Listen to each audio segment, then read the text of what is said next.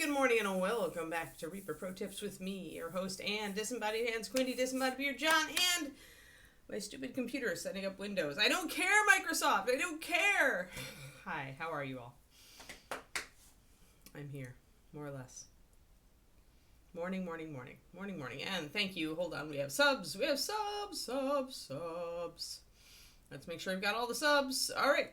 Zachariah for the 19 months. Thank you so much. Shadow Raven with the 39 months. 20 months. Do we have anybody with 59? Probably only D. Clearman or those of you who have been here. I'm sure there are those of you who have been here as long as he has.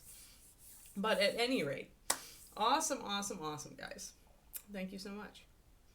Yay, Reaper appreciates its subs. We do. Yeah, so it's Ed Day. We're finishing Ed today. I believe we are, in fact, pretty close to done with Ed. So we won't be doing Ed all day. We'll likely shift over to Sophie, Big Sophie. She's our next project. And what a project she is. Dearie me. How much crap do you want to put on a mini? Thanks, Izzy. The colors on this one are going to be fun, guys, because, trying to figure out what to put where is going to be very interesting. So yeah, we'll have to figure that out. This is a complex color model, I'll say that. Oh my god, it was very simple. And of course, if all you have is Little Sophie, you can use the same colors that we'll be using on Little Sophie. I'm going to get some pure white, guys. I'm going to just do little tiny touches on the skelly bones to make them stand out, especially the little hands, to make them stand out just a little bit more. And then we're going to put some like dead and dying grass around Ed, and I think we're pretty much done.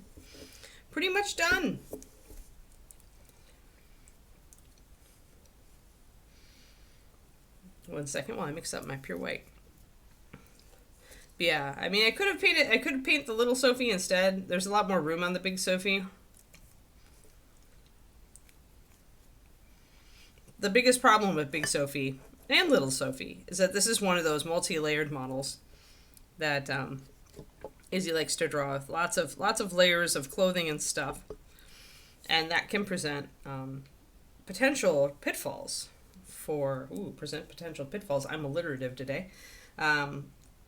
For painters who aren't really good with color, like it can mess you up because suddenly you have more things to paint than you have colors and you're not sure where to go.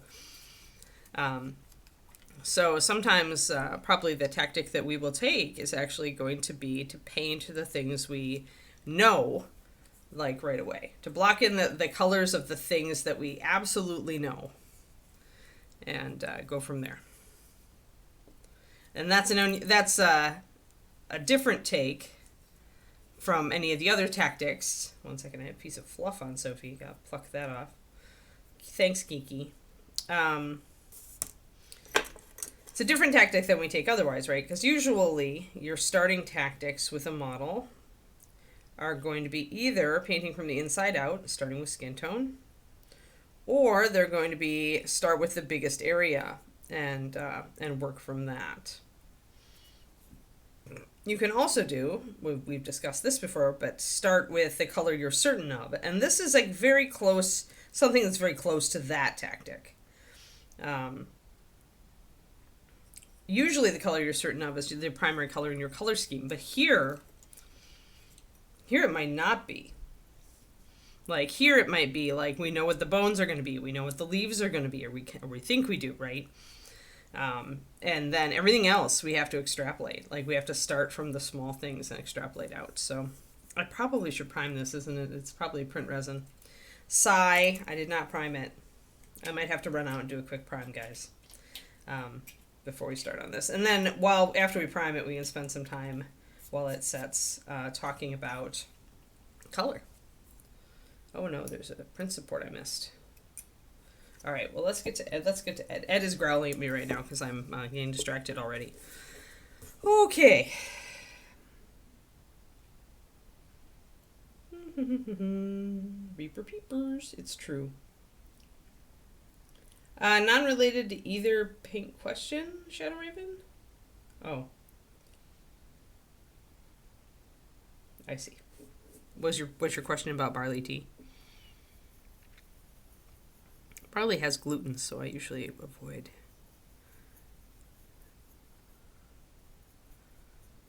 the glutens. Of course, I am doing gluten for a month because my doctor commanded me to, so. Currently glutenating. Yo, Val.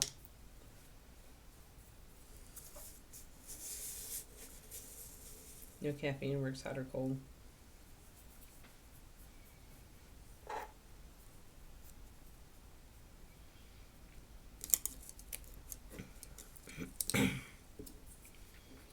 Alrighty, so let's take some pure white, and we're going to, first we're going to pop the highlight on our Skelly's helmet here. I'm going to get in focus.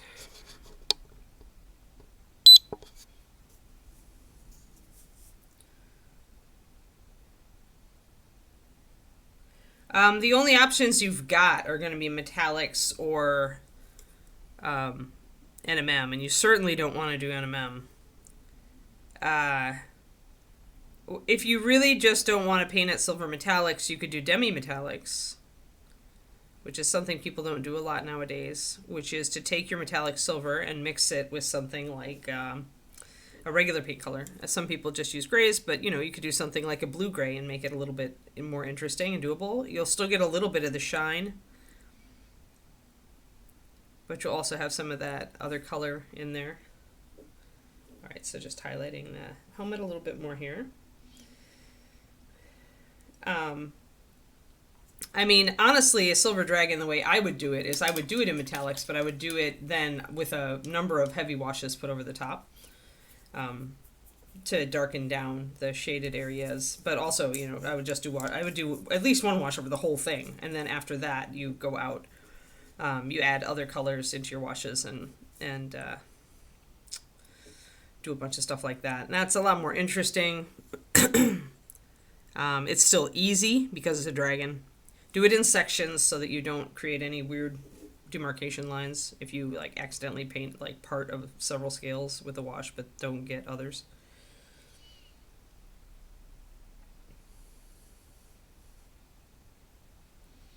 Grinny go pop. Shadow Raven wants to know how to paint a darn silver dragon without just painting it metallics. I was recommending that the easiest way to do it would be to actually paint it like a silver, but then to do a bunch of different colored washes over that silver. I'm planning to do a PDF on that on my Patreon. It's on my list. My list is very long though. All right, let's get these little bones a little bit more highlighted on the little hands.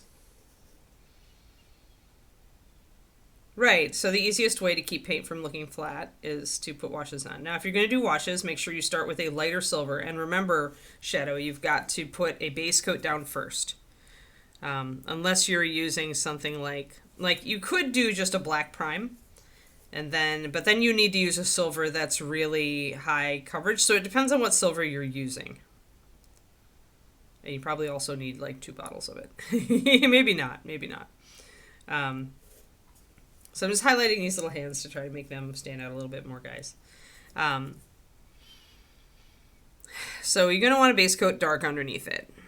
But if you go black and you're going with a light silver, then you're probably going to get brush strokes and it's going to look messy and you're going to hate it. So I recommend doing something like a mid-dark gray, like cloudy underneath silver.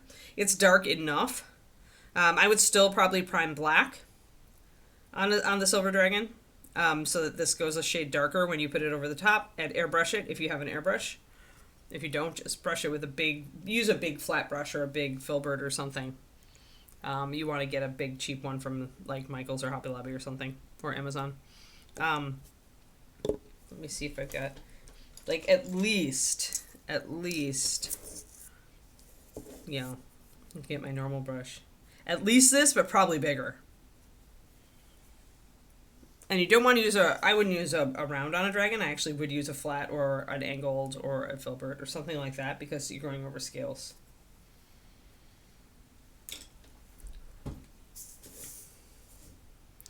So yeah, so prime black, cloudy gray undercoat. The lightest, brightest silver you can do over the gray. And then start mixing up big batches of wash. A lot of wash. You're going to need a lot of wash for that dragon. It's huge. If it's argent. I'm just going to bring in a little bit of extra white on the knuckles there. And I'm going to try to get the end of the fingers too.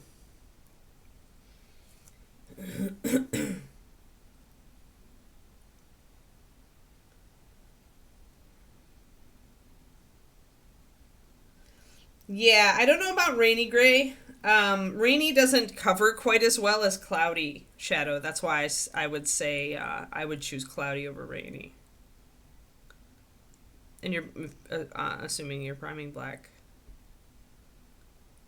You definitely want to do cloudy if you're priming white, because you want to go darker, remember, to make the metallics look brighter.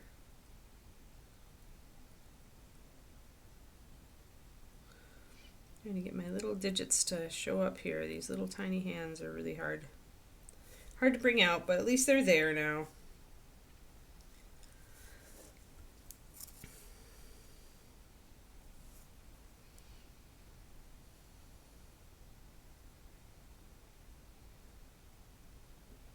Oh, Annie Peeper's Dark Sword. Okay, good.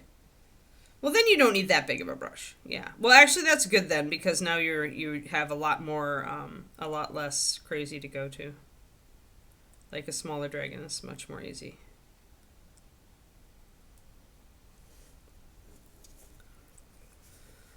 But yeah. So the thing is, you always want that first base coat. You want to pick a gray that covers well, which I think cloudy covers slightly better than rainy. In general, later line, and this is why a lot of early line, like the recommendations that I made for cancellations, a lot of early line core, I recommended canceling, because back in those times, I feel like some of those colors didn't have the coverage I would have liked, and now I have the knowledge to like create those formulas differently, but at that time I didn't. And so I feel like cloudy gray, which is an iteration farther along, I had better grasp of that, and so cloudy covers better than rainy.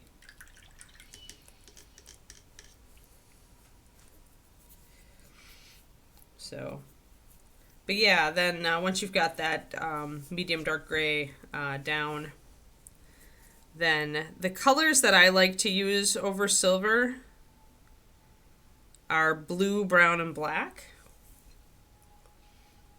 But you could do, there's all sorts of colors that you can do over the top of silver. You can do purple, green, black. Remember that the first color you lay down is going to be the strongest. So if you don't want a silvery green dragon, don't do a green first.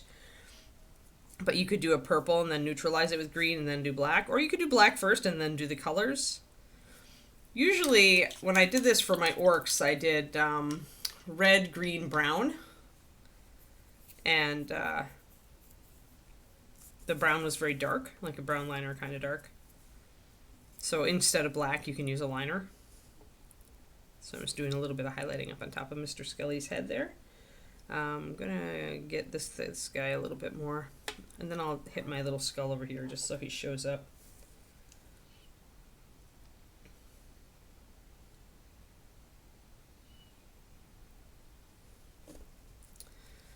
But yeah, so for the orcs, I wanted kind of a grimy steel. So I actually went with the reddish brown first because I wanted it to kind of look rusty. Then I put the green over the top to kind of mute that down a little bit, and then I put the brown over everything. So I still had, and I did it a little haphazardly because orcs. But what it ended up doing is making a nice, complex, interesting looking color for the steel with traces of the red to show with rust, and then any green parts that showed just looked grimy, which was perfect. And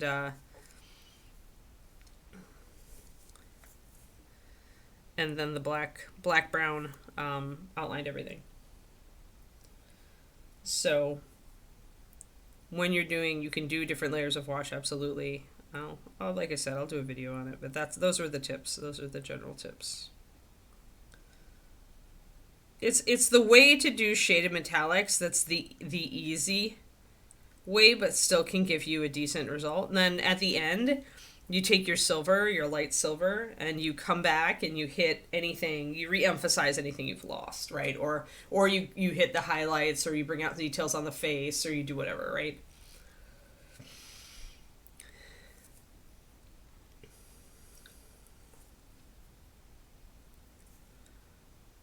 And that's how you do like the next step in my mind, the next step over super basic shaded metallics. So it's like, I consider this kind of an intermediate technique. And then the advanced techniques still often depend on using like different layered colors or washes, but you just put a bit more into it. You're less haphazard, you're more selective in your placements.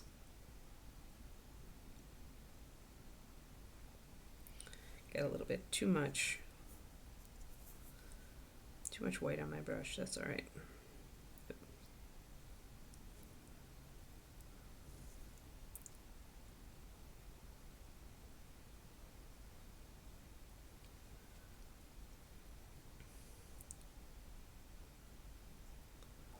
Yeah, I don't think I've ever done a video or anything on that, so it's on my list.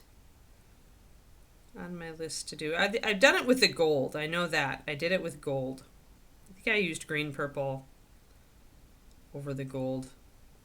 Green purple brown. Which green purple brown is a great, or red green brown is a great combo wash to use over gold and colors like that.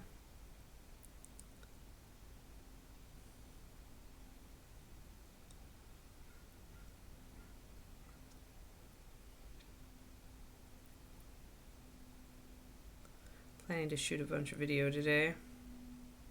After stream, Kiki woke us up. She's been a little sick lately. She's like been a barfy puppa, so we didn't give her one of her topple snacks yesterday. We just let her cut down and just let her have a little bit less food, a little bit easier on her stomach. But she didn't barf in the middle of the night. That's what she did the night before, but she did barf at like 6:20 a.m., which is at a good hour before David and I get up, so that was kind of like less than awesome. I managed to go back to sleep with David, and David's not been sleeping well lately.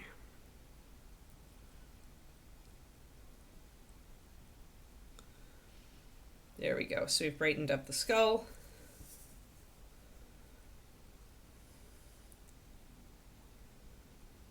Well, yeah, if you don't...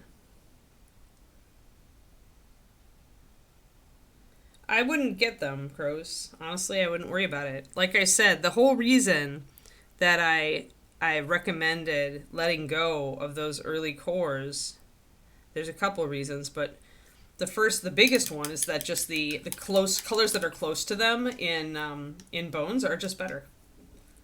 They're just better. FOMO is like ridiculous. Just don't even. Like I'm not subject to FOMO. I've kicked it out of my life a long time ago. I realized like after because I used to be a pack rat, and then I moved like 3 times in 2.5 years, and I did that again when I got the divorce. So it thoroughly cured me of thing FOMO, because I still sometimes get digital FOMO. Like if there's a really good sale on my mini factory, I will indulge a little. But as far as stuff, physical stuff, the moving cured me of wanting more physical stuff for the most part. There we go. I've got some nice... Everybody's standing out. I didn't do his teeth. I need to do this guy's teeth. Yes. FOMO, yeah. FOMO definitely helps Kickstarter stay in business. But as far as paint FOMO, like, just don't. I mean, because if you buy Fire Orange, I'm just going to look at you and go, Fireball or Sunrise is superior. I always use Sunrise.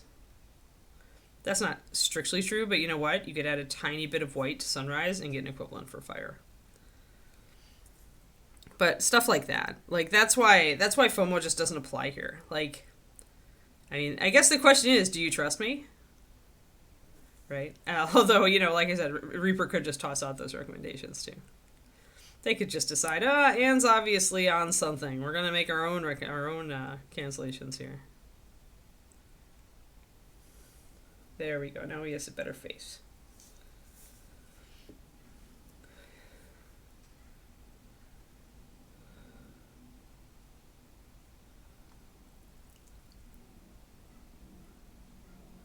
There you go, Slayer. There's the link with Quindy.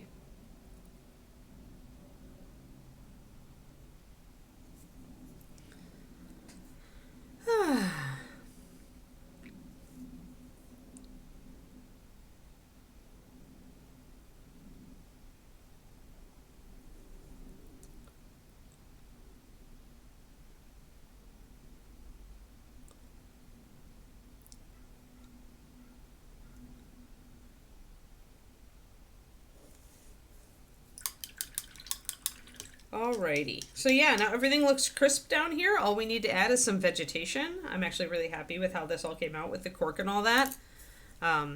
Definitely looks, it wasn't too much of a trial, but it looks definitely better than the, than the flat base we started out with. So that's all good. And it didn't like take us too much.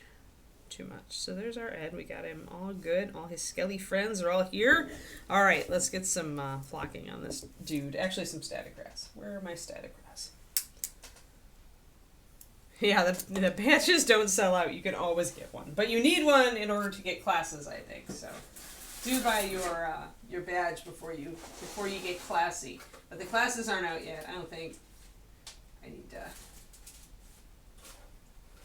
need to make sure that if those because somebody said that classes were open for submission, but I didn't get anything. I don't think David got anything email wise. Let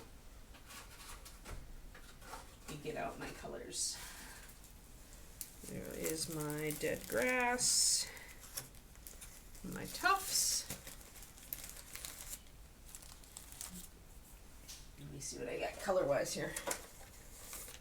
There we go. There's some other lighter tufts.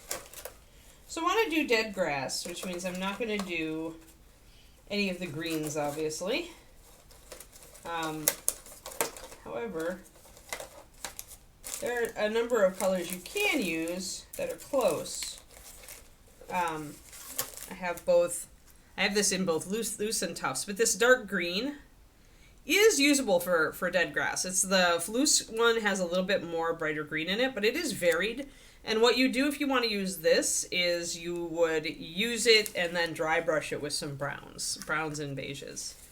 I think I might want to just use maybe we'll use loose static grass instead of tufts for this one. So I'll grab 3 different colors of loose static grass. The second one after the dark green one is going to be my dead grass color. It's dead grass with woodland scenics. I think it's Highland Tuft if you buy it from Army Painter in tufties. We're not going to use our pre-tufts though. Now the pre-tufts, the nice thing about the pre-tufts is they tend to be a little bit longer, whereas putting on traditional static grass traditionally, and then I'll use this light beige. Traditional static grass put on traditionally does tend to be a little bit shorter, so you may have to put it on in layers.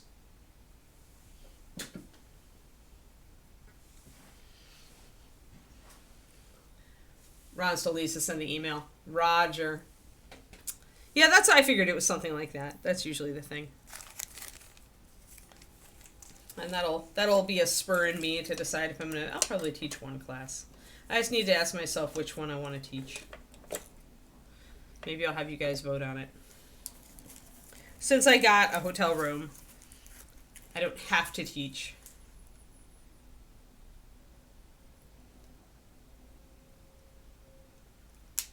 Right. See, that's the thing. As long as they follow my recommendations, crows are pretty good. And if they don't, chances are you are still going to have a few days to order up on whatever you want. That might be in the cancel list. I mean, last time though, I believe they didn't give us a ton of, they didn't give it notice. before they announced it and started and essentially went, oh, these are canceled, just get them. But the fact is that, like I said, that's going to be the case no matter what. Like, even if they gave you a ton of notice, they aren't ever going to make another batch of a color they're going to cancel. So you only have access to what is in stock at the time of the cancellation. So it's really, it doesn't matter if they give you a day's notice or 100 days notice. It's, once it's out, it's out. That one is, it doesn't really work shadow, because the thing about big stuff is it's also different, and what it tends to be then is a class on textures. And you can do a class on textures, but covering everything you need for all the different kinds. This is why, like, it's better to do a class on skin tones on busts. You have to get a bit more micro. You have to get a bit more granular.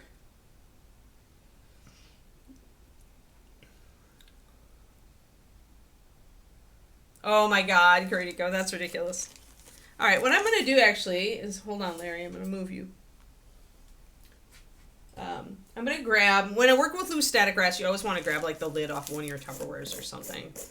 I'm going to use the one that is for my gravel mixture, because it's a nice size. I can put it right over, the model right over the top of it. So we're going to put our gravel over here.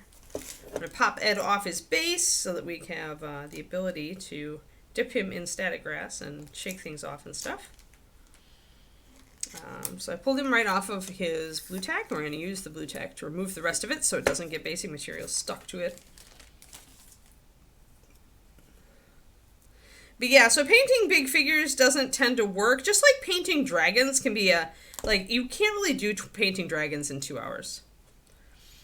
Like, you could maybe if you really abbreviated it, but I feel like it wouldn't be a very good class. Like, the best one I saw was two different sessions, like done over like 4 hours.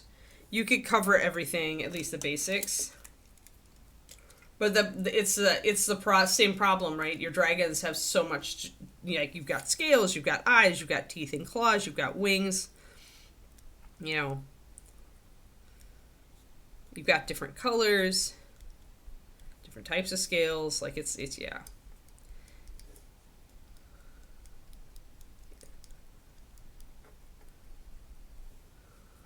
Like, you could do it, I suppose, but you wouldn't be able to go any very deep dive into it.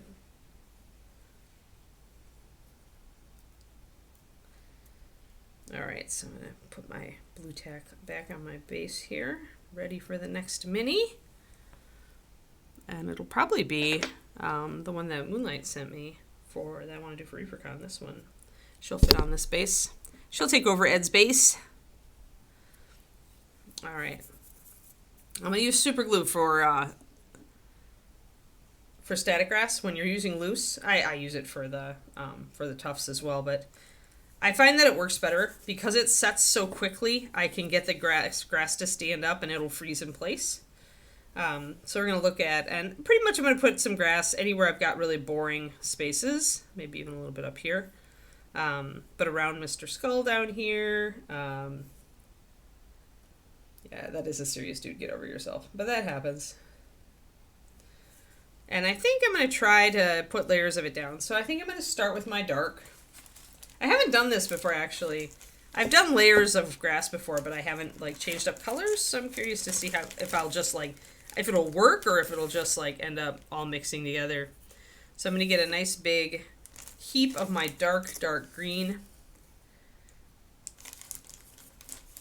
Like I said, it has a few strands of lighter green in it, but in general, it's actually a pretty nice dark base. I tend to like using a dark grass if I want a dark base for a tuft, instead of trying to put a wash over static grass, which tends to inevitably just glue down some fibers and make it look a bit muckier. So, all right, we've got our tufts, we've got our Ed. Let us see what we can do. Let me see if my glue is going to come out or if I'm going to need to... Oh, no, my glue is working. Excellent. My tubule. It's nice when your super glue has a fine applicator because it lets you guide it a bit more. It will creep. It will capillary action. I'm going to put some, I do several at once, all in the same area. And I think I'm going to do some up here. And a little little bit up on top here. Let's do that. All right. And then let's plop this on. Now once you've got it on here, you need to tap it, because you've got to get it to settle down into the glue, especially if the glue is already creeping around and capillarying and not sitting in nice big puddles. So I tap it back and forth a couple times, just different angles, so that little bits of it will get stuck into the glue. Then I'm going to turn it over, tap it again to get most of it off. Then I'm going to blow across it. There's our grass. From two different directions, opposite directions. So blowing from the front, blowing from the back, or you can do side to side. And what that is going to do is it's going to make some of our grass stand up a little bit. Now I do like the non-tough static grass.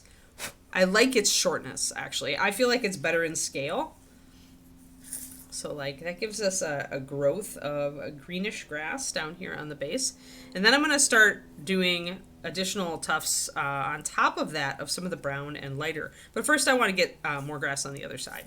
So we'll do our dark green. I really like this color of grass.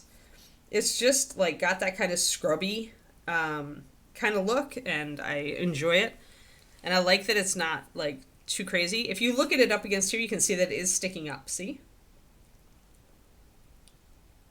So it sticks up very nicely when you do the super glue, and then you just try to help with the glue nozzle.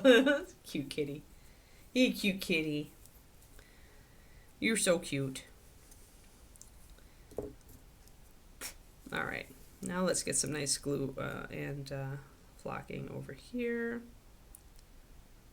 Nice big puddle here and here. And if you want your puddles to creep less, then do just a couple at a time. So again, we're going to pop it on there. Tap, tap, tap, tap, tap, tap, tap.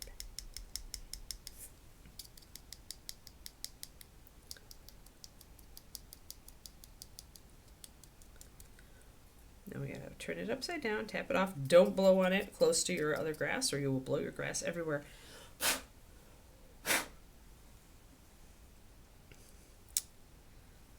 Try not to get it too close to your weapons and other things, you know, your model. If you do, right now, like I could, if I had gotten some glue creep, I could have scraped it off of the model. I use an X-Acto usually for that.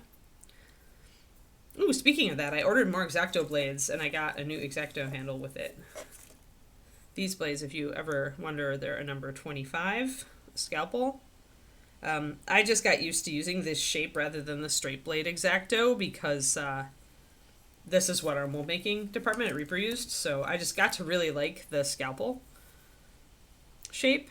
So I just ordered. You can actually find them on Amazon pretty inexpensively. So I got a pack of 100, and that'll last me forever. They come individually wrapped usually, and I'll just keep the old wrappers and put the used blades back in there so that I can safely dispose of them. All right, so I'm going to do a lot of glue over here because it's pretty jagged and there's no details back here. So that makes it a great place for vegetation. And I'm going to really fill in some of this area. A lot of glue. All right, let's pop this. Load it on.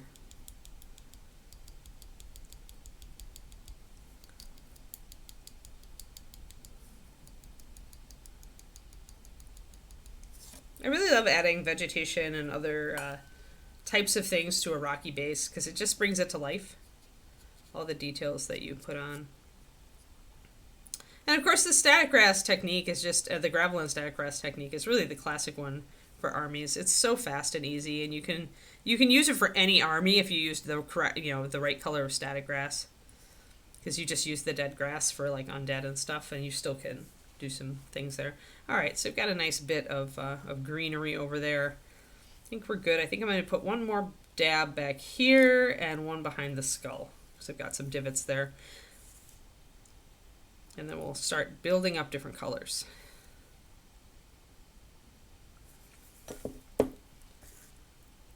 Dop, dop.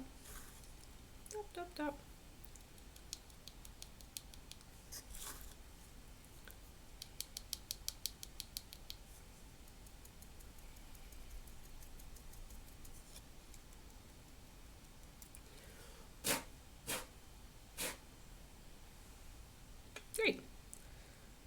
There we go. Got little vegetations. Yay, yay. Okay, now I'm going to put this back into the appropriate, I still got static grass everywhere, because that's what static grass does. That's why tufts are so popular. Yeah, I mix up, well, you know I've got my mix, Laura. Gravel, flocking, static grass, leaf litter, all sorts of stuff. That's what I like when I do a compound, but that one is definitely a green. I don't have a dead grass mixture for the general stuff. I probably could make one. Just haven't. And I'd have to get some fine flocking of an appropriate color, because I feel like the fine flock, that fine crumbled styrofoam, or not foam, I guess it's foam, not styrofoam. The crumbled foam is one of the keys to making that stuff have a good body. All right, I'm going to clean off my surface just a little bit. I don't know why, because, you know, I'm going to be putting more static grass on, and it's going to get everywhere. It's like your boyfriend or husband has just shaved all over your all over your surface. All right, so we're going to use our dead grass color next.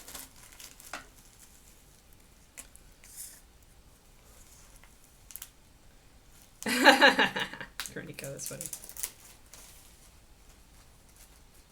That's what it looks like. It looks like stubble shaving, Zachariah.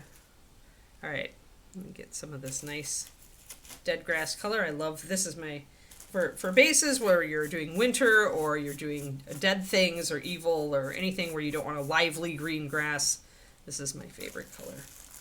It dry brushes really well. And you can dry brush it in different colors. You could use a pale green if you want to suggest springtime grass that's just starting to come in, or you could use like more of a light beige cream color if you want it to be dead and crispy.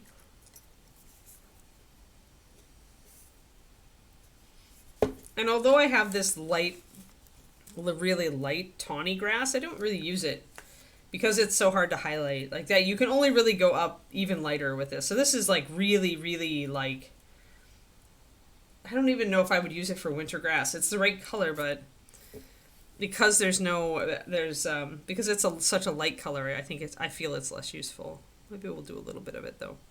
So I'm just going to go, just like with layering, I'm going to try to put a little bit of glue in the middle of this tuft.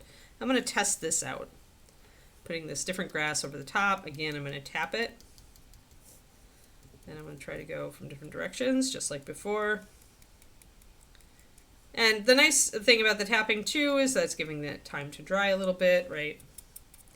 Then I'm going to do the same, blowing over the top of it.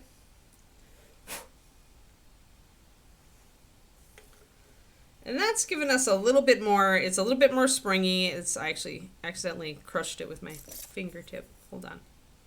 If you need to floof up your grass, use your knife. Make it stand up a little bit more. There, now it's more springy. Springy. See, it's got large tufts. So when I dry brush that, it's going to come out. So the color is only showing up a little bit, and that's good because it gives me, it makes sure that I've got my dark color. And that's because these are translucent. So you're not going to get a real stable color. But I at least will get a little variation, adding a different color. I could have also just mixed these all together. That would have given me a different color too. You can absolutely mix static grasses. So I'm just going to do a little bit to build up some areas of the tufts.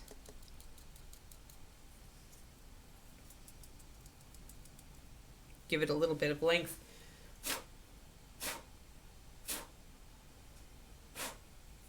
I can see the colors shift. See the more of a green down here, more of a light kind of tawny color up top. So we're just going to make, and this definitely is longer. It's making the grass be longer on this side. So we're definitely going from a well-groomed lawn to a little bit more of a wild look, especially once we get dry brushing. So I might not use with the real light stuff. We'll see. The problem is going to make it really long. I don't know that I want to do that.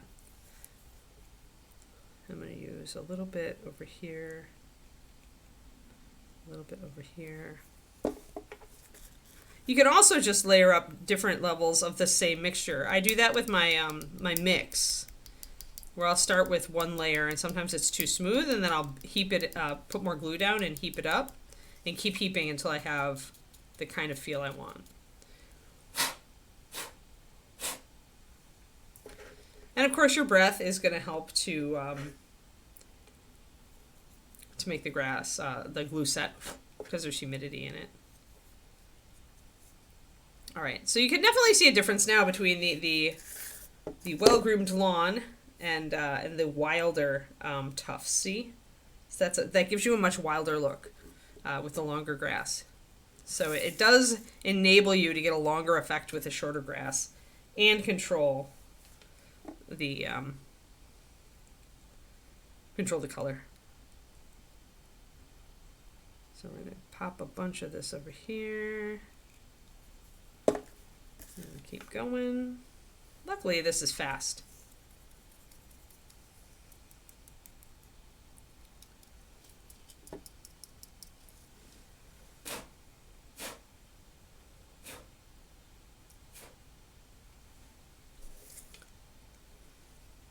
So that gives us a nice mixture. And if I want to keep a little bit of my green showing here and there, that's going to give us a more natural effect because we're going to have more than one color showing through. So let's just do a little bit here and there. And then do our sprinkle. Boop. And when I'm putting on additional layers, I'm also gonna tap it a lot more because it needs to get down into between the other fibers.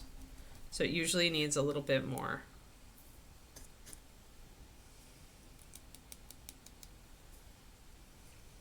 I'm thoroughly grassing Ed here.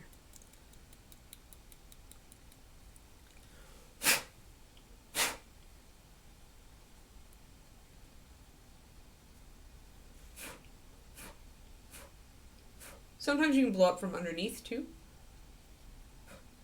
while your grass is setting, and that'll make it stand up a little bit more.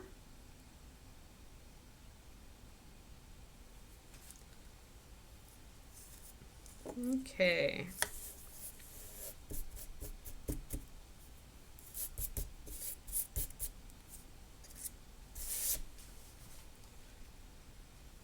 I gotta find my bag for that and dump the rest in.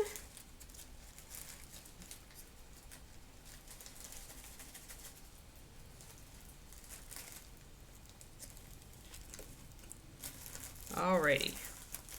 Now let's do some dry brushing.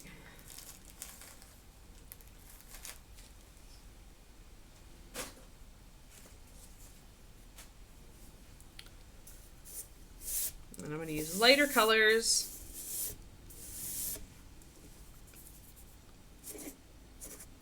Yeah, I like the effect. It's very wild. We still get that green, but we've also got the top dead space. Now we're going to dry brush. So I want to use kind of a dead grass kind of color. Leather brown is probably one of my go-tos for this, along with creamy ivory. Actually, if you want it to be more gray, I might consider snagging your desert sand color. So you could go either way with this.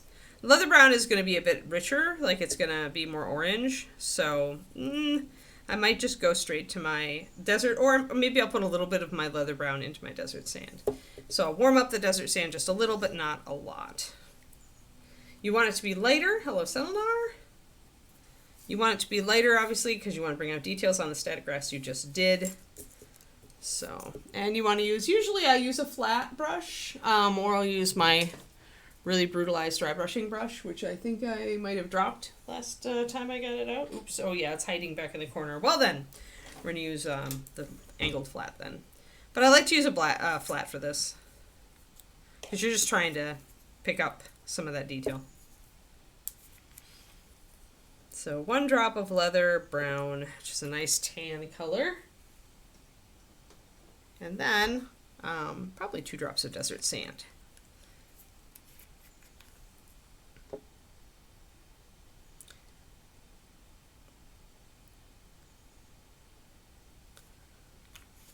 If you want your static grass to stick to your base better, if you notice that static grass does tend to shed, just like your dog or cat, you have a couple choices. You can mask off the miniature if you don't want to get it everywhere, but you can use a spray sealer, which does a good job, and it also makes the static grass turn opaque because it loses the shine, and so it loses its translucency.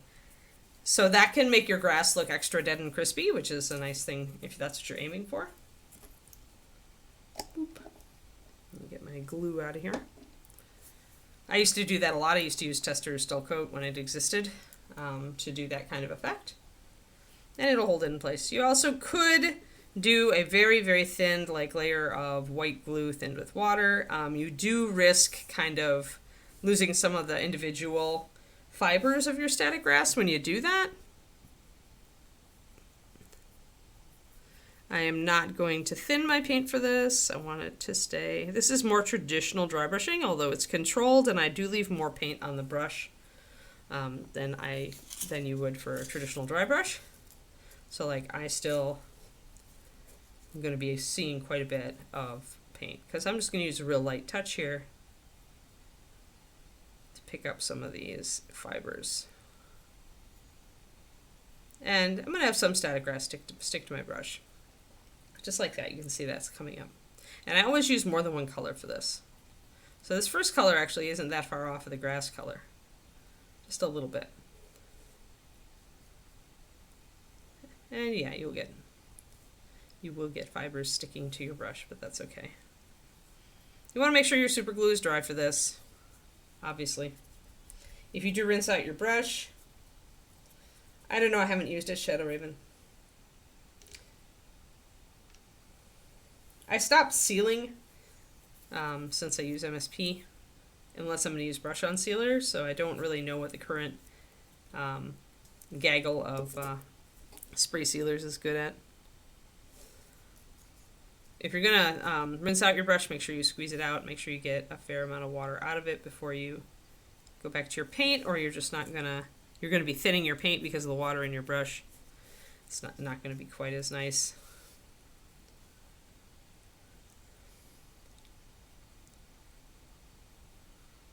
But yeah, I mean, hypothetically, any matte sealer should be more matte than the shiny static grass, so it's just that if you don't want that finish over everything, you'll want to mask off the areas of the figure, wrap it in plastic wrap or something, cling wrap, so you don't get it everywhere.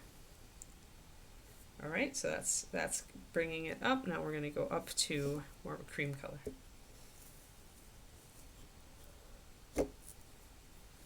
The no ceiling mini scanning. Yeah, Quindy. High five.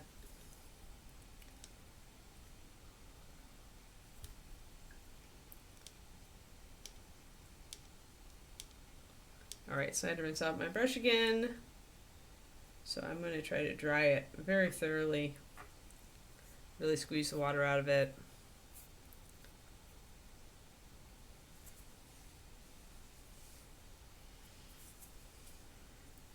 Alright, and I'm going to use creamy ivory. Could also use a Syrian sand. I could mix a little bit of my previous color into this. But because this is lighter. Now if you were doing green grass, you would absolutely use like a light yellow green for this, like Dungeon Slime and Lemon Yellow would be great colors. Lemon Yellow plus white probably for the top layer, because you do want it to show up. Now this one I'll take a little bit more paint off because I just want that little bit of crunchy top to my grass. I don't want it to be real strong. And I'm still having little hints of the green here. And then I've got the brown. I've got, you know, pretty heavily brushed over here.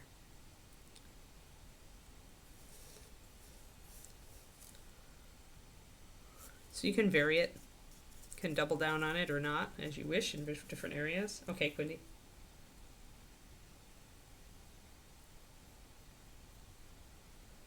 Quindy has left us. Quindy has left the building, but only temporarily. So just getting a little bit. I'm not trying to paint all the grass this light color. I'm just trying to use it to bring out the details. Yeah. I don't know how matte it is, though. Yeah, frequently. Okay, so frequently used minis and contrast paints are, that's a different thing. Tonic. The thing is that when you talk to when you're talking to the No Sealer Club, what we're doing is we're painting with Master Series. And that is key because no other paint that I know of has the adhesion of Master Series. Because in order to get the strong adhesion to the model that we have, you sacrifice a little bit of coverage. And most paint lines on the market now are not willing to sacrifice that coverage. It means they're using a more high coverage base, which means they're using a softer base that does not take wear and tear as well. Those are pretty, until chemistry manages to do the impossible, like that's a straight up trade-off chemically. You either have a very fine particulate resin that gives you good adhesion and toughness, or you have the higher coverage, thicker resins that are softer and more prone to damage. Like, that's the straight up trade-off, paint chemistry wise. So until... Hi, good, Sam. But yeah, so Games Workshop's going for coverage, though they're a little bit different, right? Because they're going to give you the fish for the job. So some of their paints probably do have higher, durability. Well, obviously their sealers probably do. But basic, when you're dealing with a paint that's at all thinned, which contrast, even though it's probably thinned with a medium, contrast is. And contrast, they've said, is a shrinking paint. So this is another thing. Almost all paints appear to shrink a little bit when they dry because of evaporation. But you see it more profoundly usually in more of a softer resin. Used to be like a vinyl application. The high coverage applications, it just appears to shrink when it dries more. And GW specifically called out that quality, the shrinking quality, in their early videos on the contrast paints when they were first released.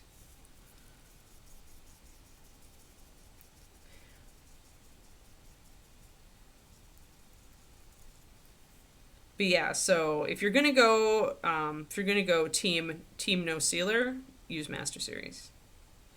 Like, only I because I made the paint, I knew going in that this line had very high adhesion, and I found very quickly as I was painting, because sealer is one of the last things I do, right? Obviously, most people same thing, but I just found that I didn't get the wear as I was painting, and so.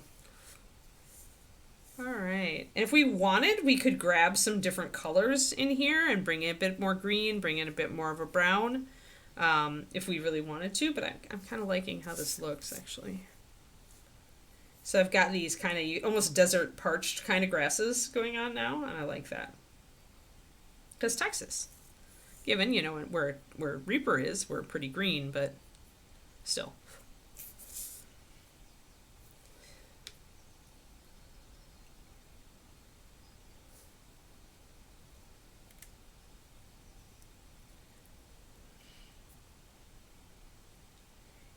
Well, good. Get him converted, Sam. It's much easier to start with MSP early in your painting career, because the more you get used to other lines, the higher the learning curve will be to change to MSP, because MSP out the gate is a more fluid paint. So you have to if you let yourself internalize a different line and then you try to work with the MSP, it'll frustrate you. You'll have to actually work harder to learn it, because you'll have gotten used to whatever your initial paint line is. And it's not like you can't. It's just going to make it harder. It means more work. Nobody wants more work. Let's face it. Okay, some of us might want more work, but they're really weird and they're high achiever. Oh, Lordy. But anyway.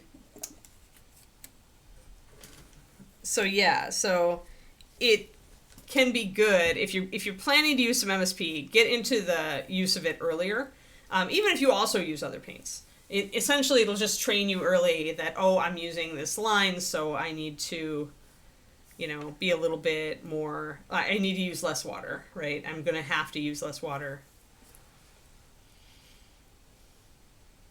Oh, yeah. That's true of most of us, Tonic. A bunch of, I don't know any miniature painter that doesn't have a bunch of neglected paint, except for maybe my husband, and he had neglected paint. He neglected it so much that it died, so now he doesn't have any neglected paint anymore. Uh,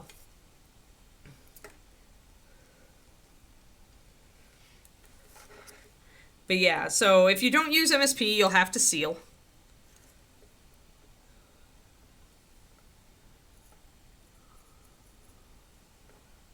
There are a couple of lines that stick a little bit better. Like, there's definitely a gradient, right? It's not like everything else doesn't stick. It's just, it won't stick as well as this. I think we're good. It won't stick quite as well as this, so, you know, you'll have to experiment a bit. But yeah, if you're using contrast paint, especially if you're going to handle a mini a lot, I mean, even with MSP, if you've got a model that is going to get a lot of handling, I would still put a coat of brush on sealer over it. Or a spray sealer if you're using that.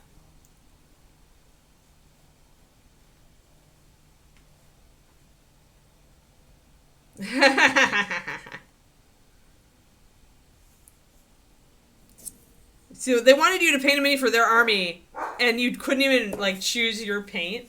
Like, that's ridiculous. That would be a no. Oh, no. Quindy. Well, to be fair, I'm about to do that for my lunch in my house, but at least it's not the office microwave. So there we go, guys. We've got Ed all nice, and I guess we have all the skulls and the hands are showing up. He's all nice and proud and got his glowy snake staff and his glowy skull. Yeah, so we'll sign the bottom of him, and then he can go to Ron at ReaperCon. Ron was very generous in sending me Reaper Cash for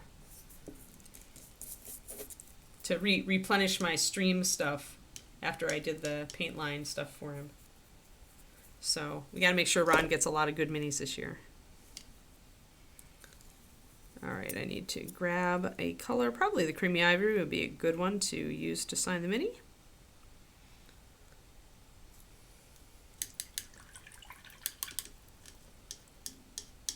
With your own nose is perfectly acceptable. Alrighty.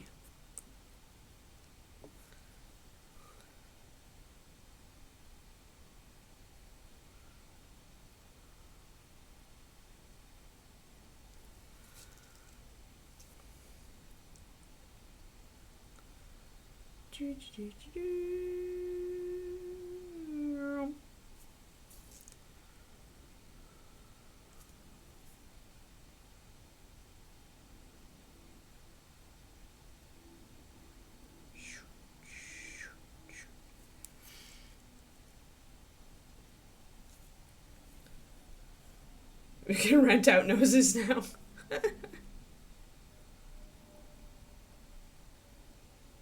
Quindy wishes she could rent out her nose right now.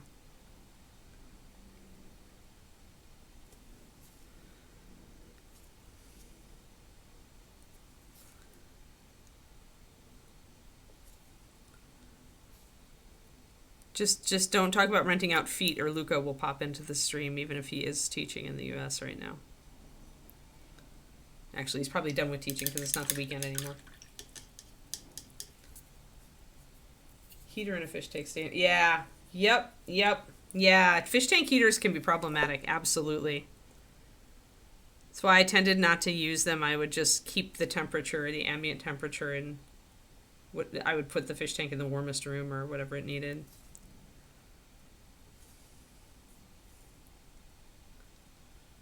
Oh, wow.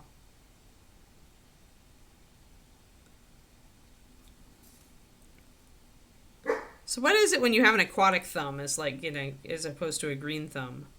Is it a blue thumb if you're good at fish? Kiki says woof.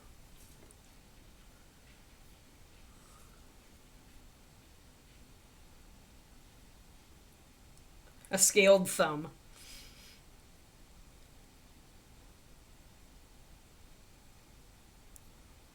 we go.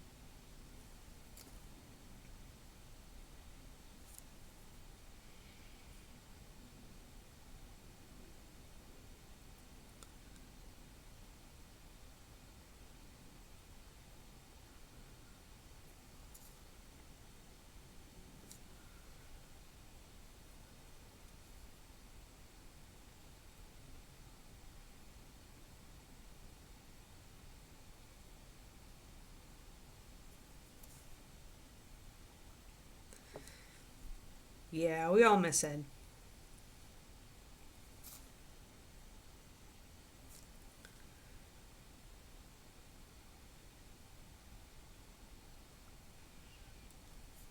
There we go.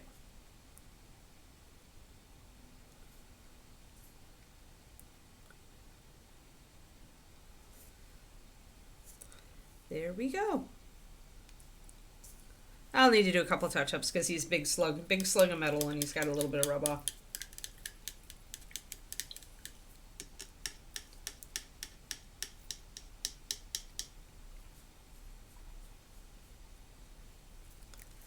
There we are. We have an Ed. Yay, we have an Ed. Yay, yay, Ed. Sweet. So that'd be good. So yeah, I'll put him in the finish pile. The finish pile is getting pretty big. So there's Ed. Although some of the finish pile is going to other people. But I think just Bobby, or I think most of these are going to Ron. It's like Karindra that we just finished. So he gets Ed, he gets Care. He gets, much as I'm considering keeping this one. I don't know if I'm going to give this one to Ron. We're going to question mark that. We're going to question mark. Illustraly is going to Ron. So this is question mark. So these two for sure. These two plus Ed for sure. And Vamp Barb for sure. Go to Ron. These guys. But yeah, I just like this guy. I like the waterfall too much. Like, he's just too cool. Like, he might have to stay with me. I might just put him up on my shelf. Yeah, am I gonna put you up on the shelf, Angry Lee? Yeah, you can go up here. Up here with Rock Troll. You can hang out. Or actually, I guess I've got a monsters side and a non-monsters side. So, although most of the ones I've kept are monsters. Oops. You can go on the non-monster side. So, alright, so we're going to have, we'll have these 3 plus Ed, so he'll get at least 4. And if we can take a bit and finish Miss Ghostwalker, I need to just finish painting her base. Maybe we would do that today instead of starting... Yeah, maybe we'll just do that, guys, instead of starting Sophie. I kind of want to start Sophie fresh. Because there's a lot of talking to be done for her. Maybe we'll just real quick paint Ghostwalker Girl's base. That way Ron will have 5 already. And it's not even close to ReaperCon. Like, he's probably going to get a lot.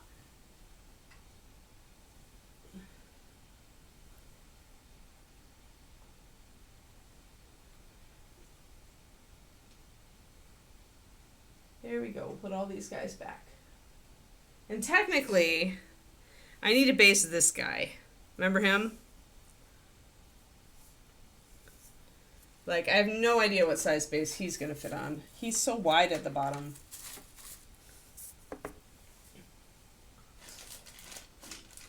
Come here, bases. We're going to have all the bases I need. You, come here. All my bases kind of stuffed.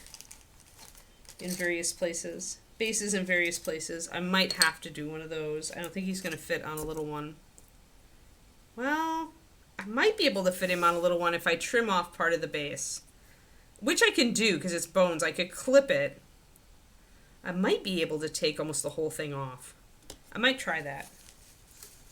Because I would like to put him on a smaller base. I don't want to have to landscape a lot around him. Put my other bases back.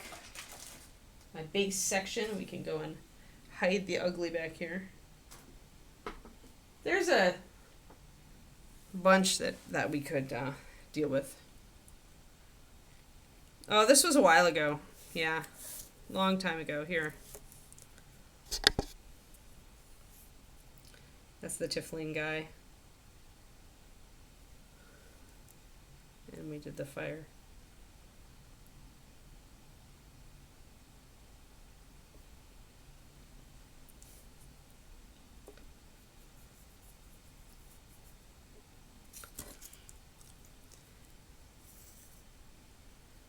I'm going to just flood the other colors I used for basing with some water so that they'll clean up okay. I always do that. Makes it just much easier to clean up the palette. If you flood, like just take a big brush full of water and kind of flood it all around. Then essentially it will keep everything loosened up, and then when you go to clean it, it's going to clean up super easy. I'll get the static grass out of the wells that I'm planning to use here. Yeah, I'm sure, Kira. That would be just the way to do.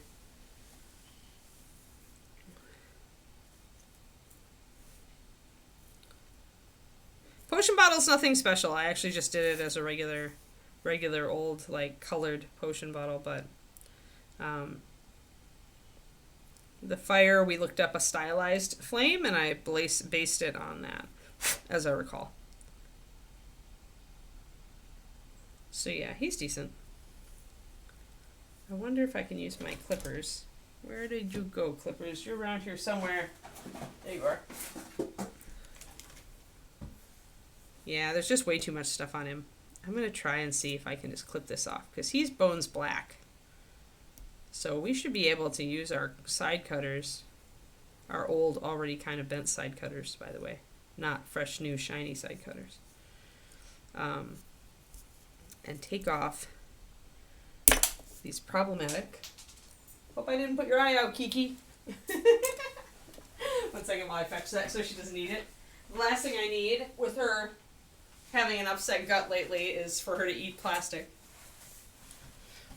Boop. How not to clip off the bottom of your base. I know, right, Wendy?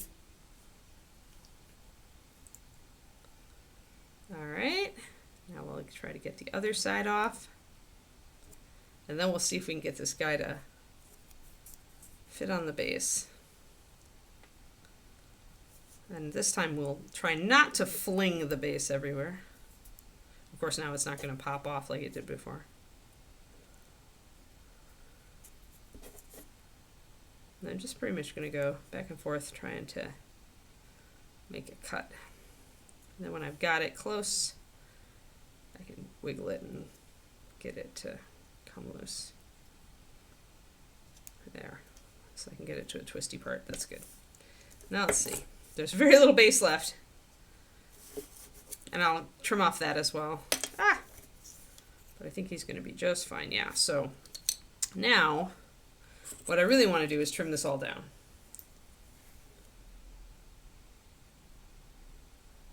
Windy the Roo was drawn by Wayne.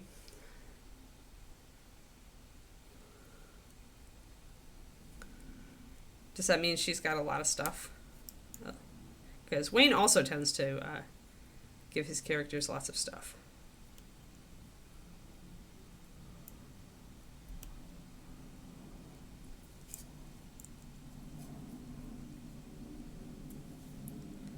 And I'm not going to worry about any, like, kind of making any problems down here. I actually need to paint over this blue down here with probably like a walnut.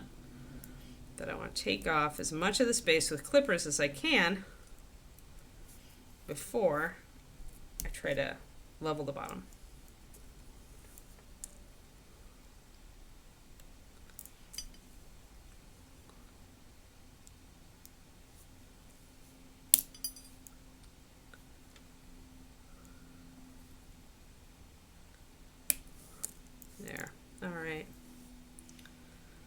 decent. Now I can do a little bit of shaving.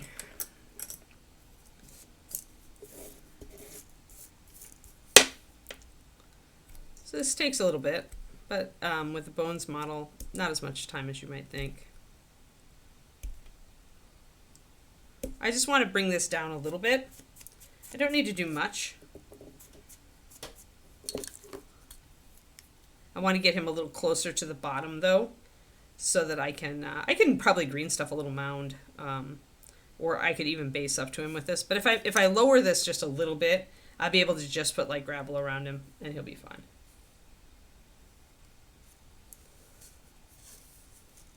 I know, Richard. But you know what? The thing is, it's like if I rub off something, I can fix it.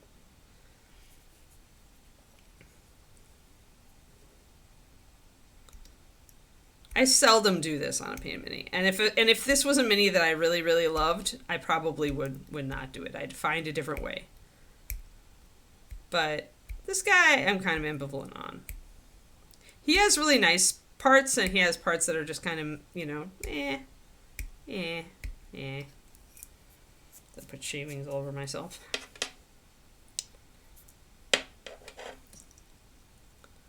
So, you know, and all this underside, like I said, I want to repaint anyway, so not a big deal. I've always been very casual with my painted stuff. Because like I said, I know I can fix it, and if it's one that I absolutely adore all to blazes, I'm not going to use it in a gaming environment. Or I'm not going to submit it to something like this. But most of the work I do, I'm like, sure, whatever. This lady, though. Because this lady I liked a lot, and I didn't want to repaint her, so that's why we did the green stuff, right? This guy's been sitting around for a while, and I've just been very ambivalent about making him a base, and I just didn't really have like a proper idea of where he was or where I wanted to put him as far as environment went, and that's why I'm like, I want a minimal, no-brainer base on this one.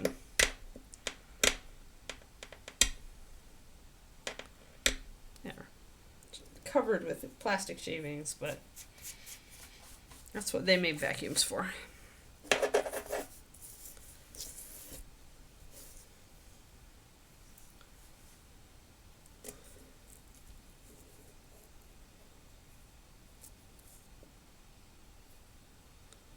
All right, so let's take a look at how much I managed to get off. Actually, I managed to cut it down by about half. So this is good. I can easily gravel around this. If I want to, I should probably use some sandpaper to take it down flatter. But I could also just make a layer of green stuff, or I can shave it down a little bit flatter by hand if I really concentrate and do a good job.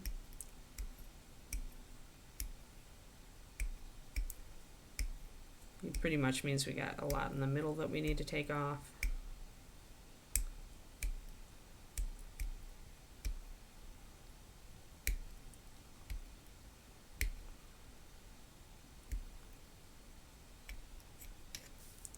Try that.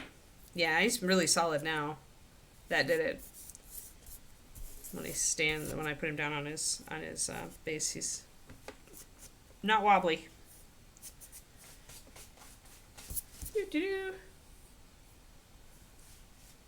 Yeah, I definitely want the Mal pictures on the Painting Big Discord too. Anybody who paints that model deserves a medal. It's humongous. Alright, so I do want to do my little sticky note trick. I have separate sticky notes sitting over here, so I'm going to use them. We'll do pink. Pink today.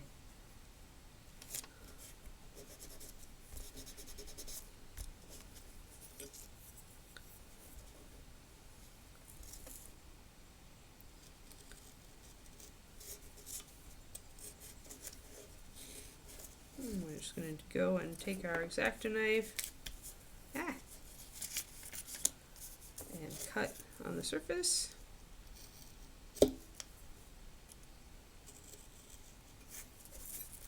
Doo-doo-doo.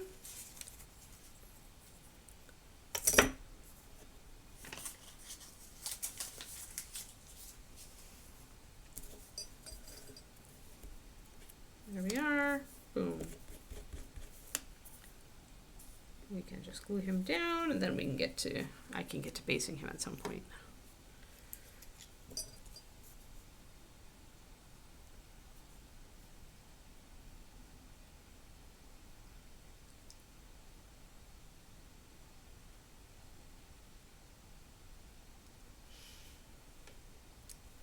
Don't necessarily need to strip it if you didn't use really thick paint on its shadow. With a big model like that, especially, you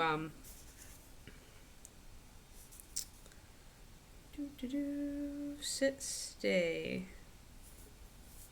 Just gonna sit him down there and let him set. And then we can work on this lady. Be nice to just finish, get a couple of these guys who've been sitting in near finished stage for a while, actually finished.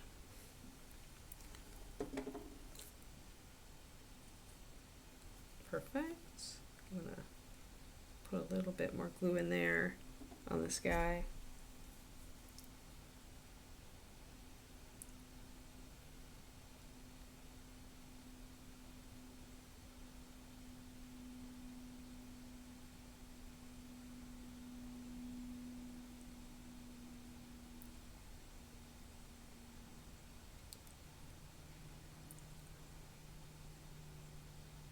There we go. All right. Just put a little extra glue around the bottom of Mr. Tiefling here so that he can be nice and solid on his base, and then we'll deal with him at a future spot. So next week in this spot, we will have Sophie instead, Giant Sophie, with Otter instead of Ed. Ed is finished. You put Ed's tag away in the finished spot. Finished. So we're starting a lot of new models. As always, it seems like we always have a bunch of new minis all at once. So I want some gray stone here. I want it to maybe have a little bit of a different color in it. What do I got? No. No. No. Yeah.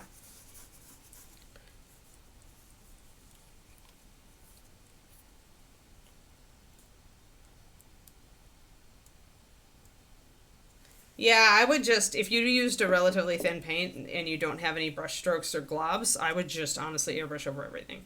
You do not need to strip that model. Like, really not necessary. It's so big, and you don't have any detail fine enough to worry about. So unless you had a lot of texture in your paint, which I doubt you did, so we're going to use Cloudy, and I'm actually going to put a little bit of Kalian Wine in there just for fun. I wanted kind of a purpley color for the stone.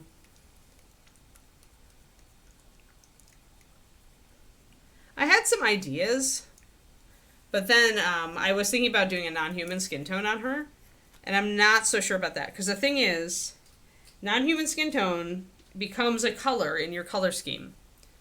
And when you are already worried about hitting a color corner because you've got so many different parts of this model and so many things going on, choosing to take up a color slot with a non-human skin tone can be a very dangerous thing to do, unless you already have every other color figured out.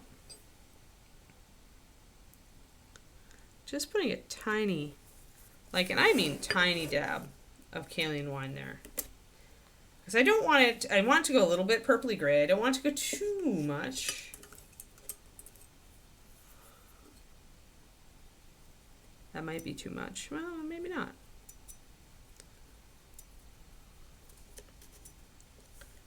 Yeah, I think that'll work actually.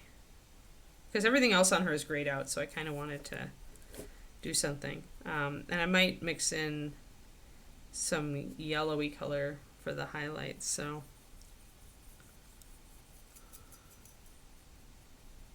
try that. We'll try that, because I can always mute it down if I don't like it. Oh, and I do want to put a little bit of walnut in there. I want to start darker. Yeah, that's the giant one from ReaperCon. You had to order it in advance to get one, Richard, or you had to have the highest, like, I think you got one in if you ordered the biggest swag box. I don't remember. There, so I put some walnut in, and that also kind of curated that purple. The purple's still there, but it's not as strong. And we got darker. Good. Okay, I like that. We're gonna go with that. Pre-order with the meet and greet. There we go. I knew she was something special, but I couldn't remember.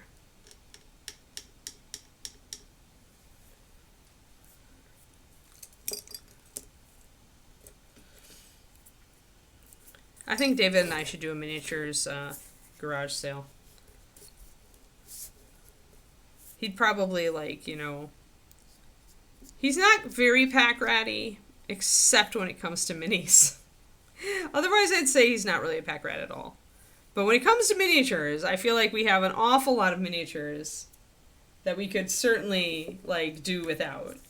Like, things that he picked up, like an extra Sophie of this kind, the big one, that I don't think he's ever going to paint. Because he liked the idea of it, and then it came, and then he wasn't inspired. And when that happens, sometimes David will never pick up that model.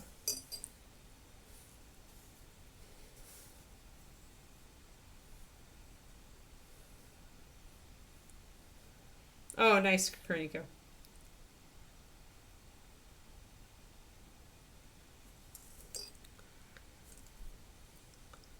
So let's finally get this green stuff painted over. I could prime it first, but this paint is pretty good coverage, so that's why I said about cloudy gray being a good coverage. Plus I added walnut. I did thin it a little, which kind of counters that a little bit, but it won't seriously counter it.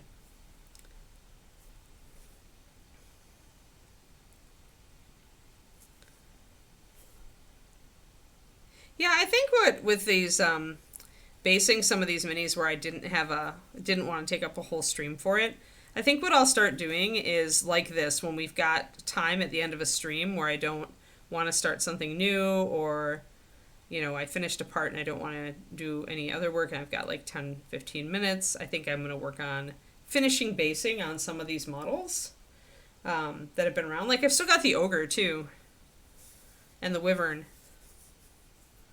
And those guys need to go to Ron. So I think we'll work every once in a while at the tail end of a stream when we've got a little extra time. We'll work on finishing basing on some of these guys.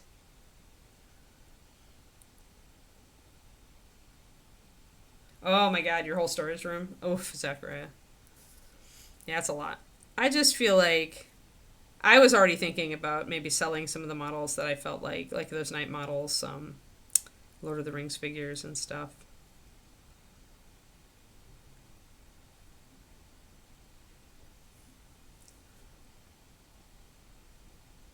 Let's get this all in here.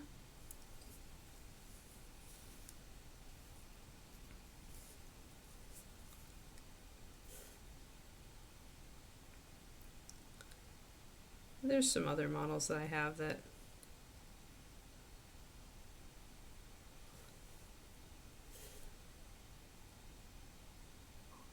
I'm so much happier when I have less, like,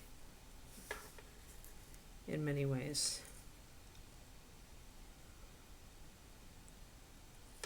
Either that or I have to start painting things in a quick and dirty manner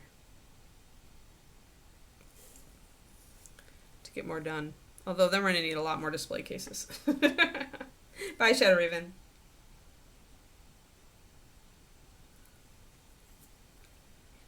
It's more that it just weighs on me. Like, I've learned, I've recovered from my pack ratting when I was younger. It's the part of me that always likes to be prepared.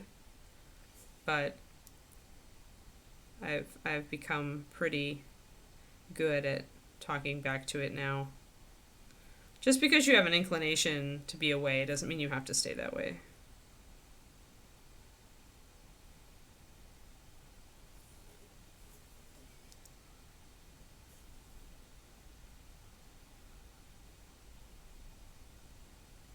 All right. Doing little touch-ups.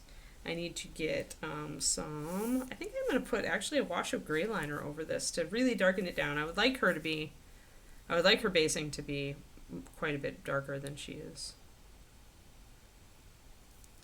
So let's grab that. I've got a couple minutes. There, gray liner.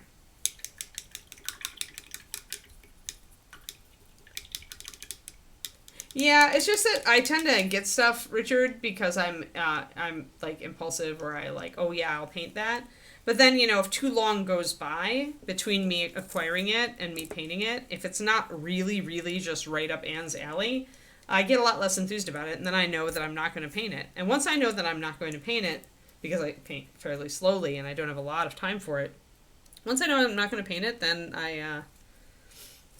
I see no problem in selling it to somebody who will want it. And, you know, getting a little extra money for my vacation fund.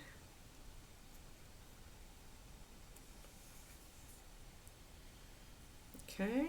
Don't need much wash, so I'm just getting 1 drop of gray liner, and I'm going to put a little bit of the base color into that gray liner because I don't want it to be too stark. I don't want the wash to be too stark. Yeah, I mean, I think I told you guys about, like, when I was in my old, back when I was in Texas, we sold a bunch of our ancient GW stuff and got enough money, like, got between $2,000 and $3,000 at the end of it. There's a lot of weeks of auctions, but in the end we had enough to rent an RV to go to our national dog show so that we could haul the dogs along in style and actually camp at the campground with our friends. So...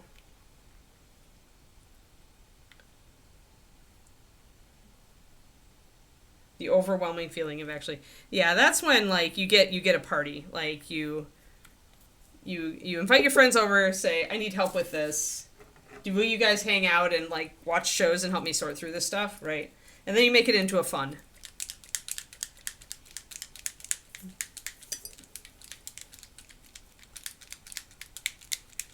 And if you can't do it in person, ask your friends if they'll hang out with you online while you do it. And you can show them all your booty that you're in, you know, say, hey, are we voting this one off the island or not? I'm going to put some sealer in here.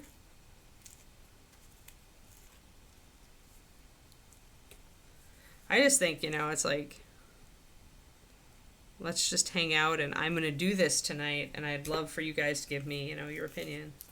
And then you can show off all the stuff, right? You can show off all your cool stuff and... you know, if you need help voting somebody off the island, you can. And if you don't need help, then you can just show people this is pretty cool.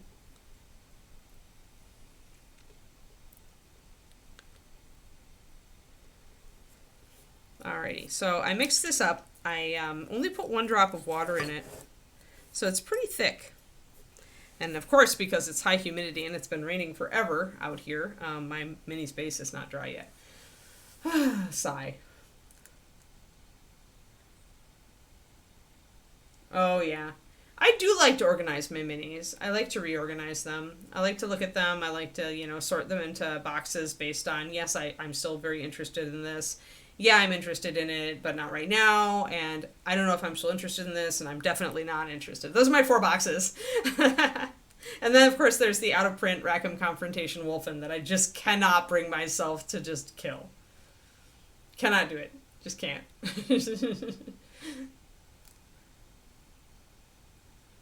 Yeah, that's the problem with board games, is that they suck up so much time, right? Because there's tend to be a lot of minis. Tend to be a lot of minis. You at least paint fast, Kuro. I wish. I keep kind of looking ahead to... I'm starting to be that person. I'm like, when I retire, You know?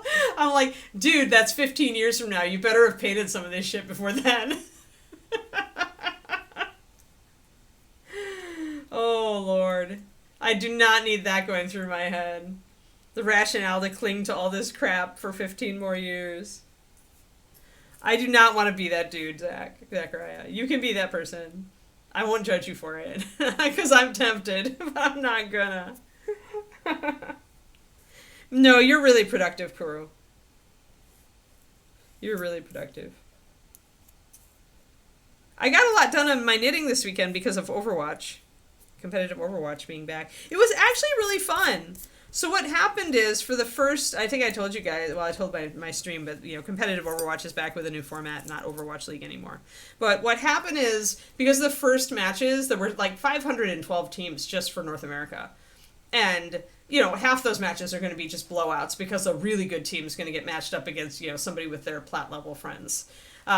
So they didn't televise it. They didn't, like, you know, there was no talent, there was no official broadcast. But what you could do is go and watch all the people that stream, like the players that stream, and you could watch from their point of view as they went through their matches. And that was actually super fun.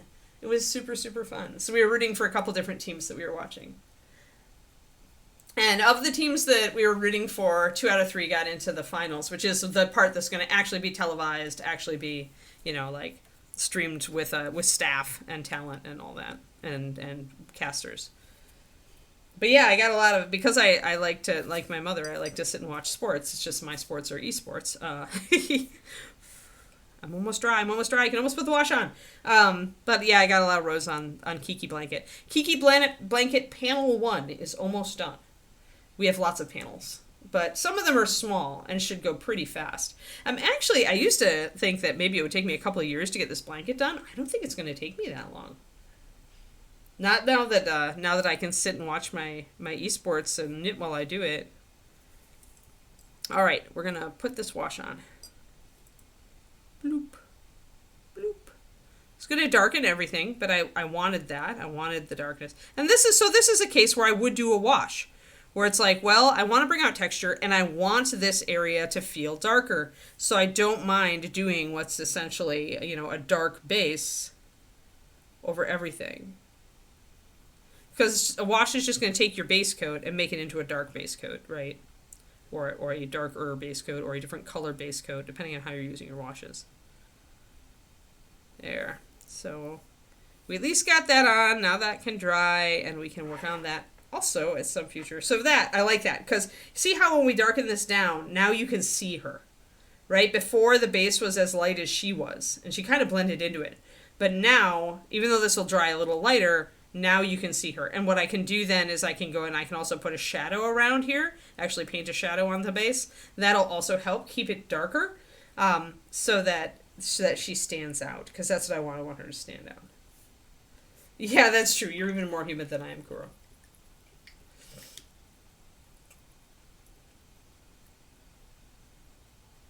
Yeah, Vic, that's different. If you only are like, if you're less than a year from retirement, you can be that guy. Like, when I'm 64, I'm going to be that person. But I can't be it at 51. I just can't. I just can't be there. No. Not at all. Yes. So there we go. So now we'll actually be able to work on those 2 bases at some point. All right, so next time we meet, oh, hey, dang, I need to get a lot of minis sorted out, because we're back at Mouselings, but we're done, and we need to figure out what we're doing. Crap. I need another mini. I thought I had washed everything I needed. Maybe we have to do, oh, I know what I can do. We can temporarily, this is our last mini that we stopped. So let's finish Jolie in place of the Mouselings. And we'll do that. So work on Jolie tomorrow, because mostly it's NMM, but there's also, yeah, mostly it's NMM in the book. There's a few other spots. But yeah, we stopped her. She was another one that we stopped to do Halloween minis. I think we use Storm Chaser for this. Pretty sure it's Storm Chaser for for this blue. But yeah, so we'll go back to her and the mouselings, because I have to figure out if we're going to do what we're going to do for basing on mouselings. I know I talked about doing like a bigger base, but I don't know if I have the oomph to do it right now. So I think we're going to put these guys, we're going to take one of our Ed-sized bases, we'll just call this the Ed-sized base, and I'm going to put these guys on it. I'm going to put them back behind a little bit, and I'm going to think on it. Because I want to get kind of a plan. Plan, Stan. There's a couple. There's more middle models that I need to get figured out. Like, we still have Mr. Mouse. Remember Mr. Mouse? We still have him sitting back there on the basing, maybe. But I actually almost have an idea what I want to do for him, so... Oh yeah, we've got the other mini was the Bee Folk, and then there is Torch Guy. Yes, but I did want to finish Jolie. She's been kind of pending for a while, so that's what we'll do. And then Ed will be taken over by Giant Sophie. Giant Sophie, I'm gonna put her over here in the Ed spot. There we go. There, and we've got Elquin. No. Bee Guy was replacing. Oh crap, I don't remember, guys. Barbarian. Bee-Barian. The Bee-Barian is replacing the Barbarian. Elquin is replacing Corindra. And I haven't put anything, like we haven't put any paint on him. I just put him on the thing, so he's here. But yeah, so we haven't started him. We will be starting him.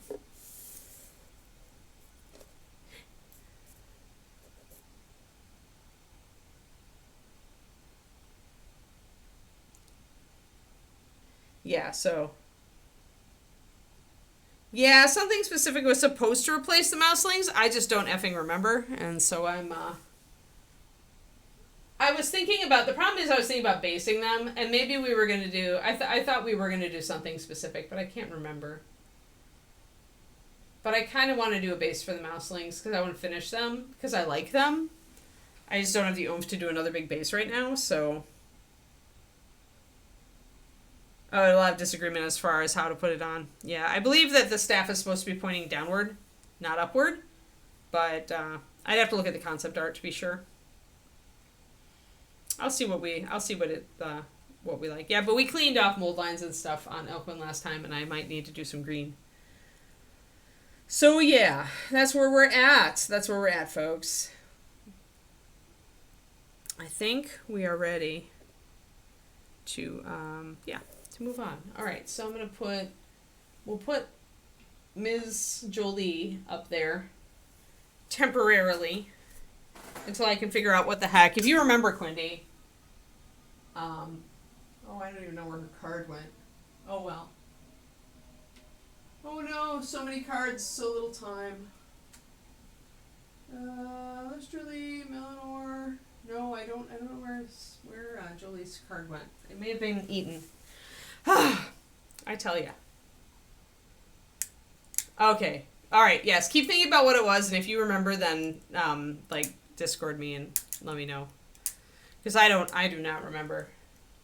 And I'm looking at all of my possible options for the most part, except for the Torch Barb guy. But I do know I want to do some work on the mouseling bases, so we'll put that tabled. And that means we're not starting yet another new model right at the beginning, because we're going to be starting like 2 at once. Plus we already just started Bee and Sophie. Yeah. Yes, we're going to get 3 new figures deep, and then we'll suddenly remember. Exactly. That's how it works, right? All right, people, thank you so much for hanging out. We are going to table this for now, and tomorrow then we will be on Jolie, and Quindy and I will try to remember what the heck else I was going to do. All right, guys, thanks so much. Oh, it's got a notch in it? All right. Well, I'll look at it. All right, guys. Oh, thanks. Yeah, Crowley, you got to stay for the whole thing, finally. Thank you very much. Thank you, Quindy, for wrangling. And I will see you guys again soon, all right? Take care.